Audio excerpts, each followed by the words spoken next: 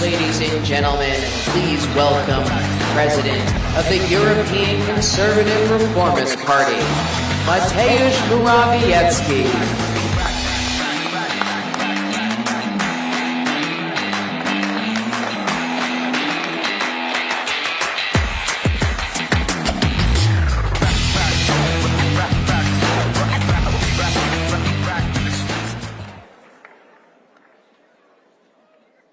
I stand here in front of you as a representative of Europe, a continent which once shaped the world, and great continent, a continent of great explorers and inventors, industrial revolutions, Columbus and Copernicus, Leonardo da Vinci and Nikola Tesla.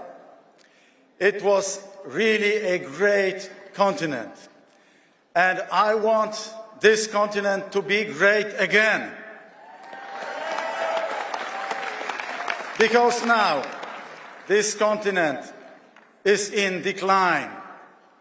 And we stand on the shoulders of those giants, our heirs. And we owe this to them and to our children, as J.D. Vance, Vice President, said it a couple of hours ago from this place. We owe this to our children to repair the European continent as well. And we have a great past, and we have to fight for a great future. And it is possible. We have to fight for a great future as well. And now, a couple of numbers, figures, they don't lie. Europe, just 25 years ago, and Europe's GDP was bigger than that one of the United States. Fast forward 25 years later, it's by 50% smaller than that one of the United States. Industrial production in Germany is 90% of this from the 2015. By the way, the industrial production of Poland is on the level of 155% of that one from 2017.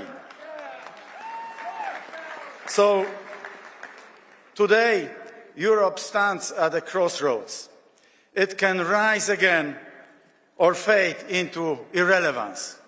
And we have to rise because we cannot be the weaker partner of the United States. The challenges all around us are really great and grave, and we have to cope with them, hand in glove with the United States. But to do so, we must abandon the outdated EU development model. The Franco-German engine has stalled, and Brussels bureaucracy cannot replace real economy. And climate and migration policy, instead of delivering solutions, have created chaos. If we fail to change course, Europe risks becoming a museum, an open-air museum, you can say, or worse, a colony of Asian powers. That's a real threat. And Europe faces many threats. Amongst them, not only a very stupid Green Deal policy, illegal migration policy, which actually is an open-door policy for everybody from Africa, from the Middle East, the Willkommenskultur of Germany. Totally wrong. But also, it suffocates the free speech, and it also fights with very poor defense system. If we do not fix these internal failures, we will have even bigger challenges to deal with, because Russia, the illegal migration, China, and Islamic terror is just next door, behind the corner. Right now, bureaucracy is killing Europe. I tell you, Europe used to award ambition once upon a time. Now, at the words compliance, we need a renaissance of the European industry. We need a program designed and crafted in Europe 2040, exactly like the Made in America, Made in China as well. But we don't have it. The EU was built on economic cooperation and freedom. And today, every entrepreneur, every innovator, every visionary faces an army of regulators. That's Europe. They don't build, they don't support, they punish, they restrict, they require ESG or DEI or another acronyms. This is what is happening across Europe. So we see this weakness of the European Union in the AI. We have the thickest AI rule books and we have the strictest AI regulations, but meanwhile we don't have AI in Europe, unfortunately. We can see this very weakness of the European Union in our industry. Energy prices are soaring. Vice President J.D. Vance was dead right saying that we have to lower the prices of energy. I envy so much your program, Drill Baby Drill. We'll look for one in Europe. Because factories are shutting down, carbon leakage everywhere, mass layoffs in Europe, yet European elites push towards unrealistic climate policies instead of securing the economic strength and economic growth. We also see this European weakness in the area of freedom.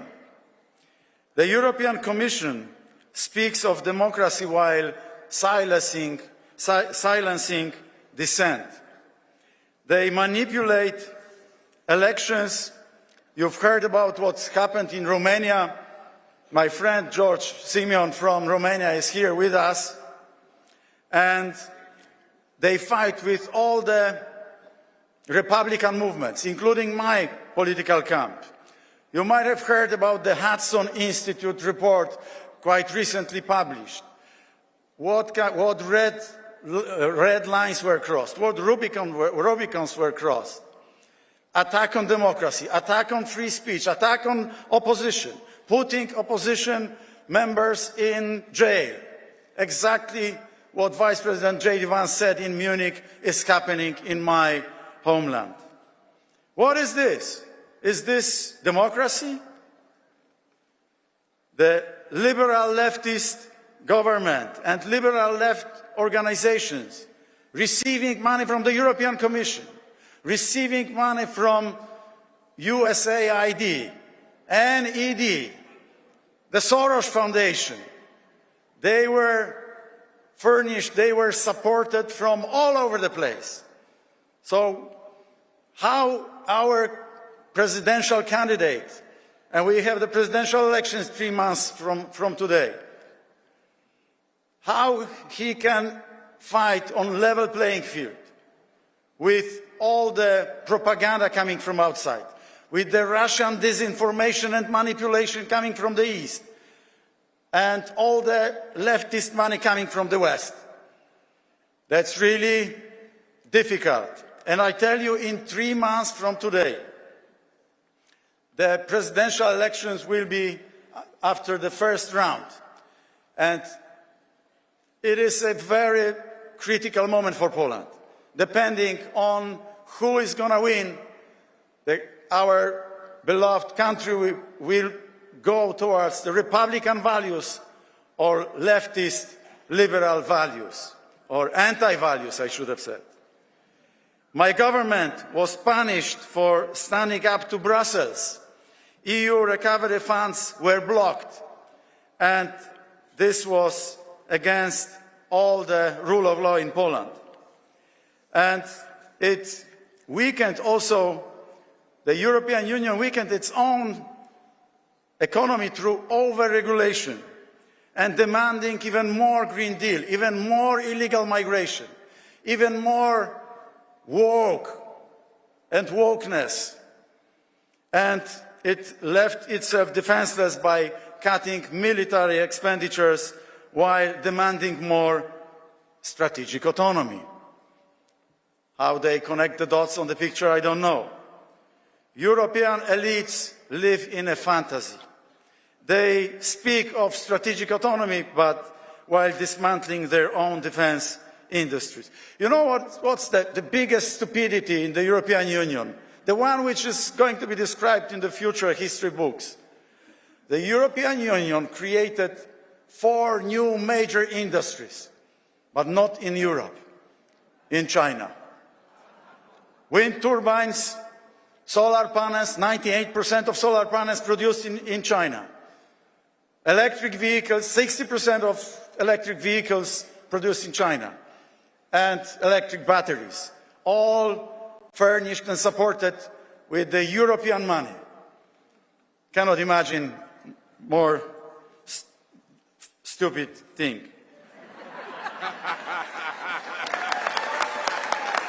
And Poland shows there is another way. So, dear friends, come to Poland. We have a very strong GDP growth, around 40% for over the decade. Come to Poland. No illegal migration, at least until I was Prime Minister. Because my successor opens the door. He is not even reacting when the German police is pushing the illegal migrants who got to Germany and pushing them back to Poland. So right now you can feel very secure in Poland. But what will happen in a couple of years' time if they continue their mad policy, I don't know. So come to Poland if you want to see a country ready to stand shoulder to shoulder with your great country, with the United States.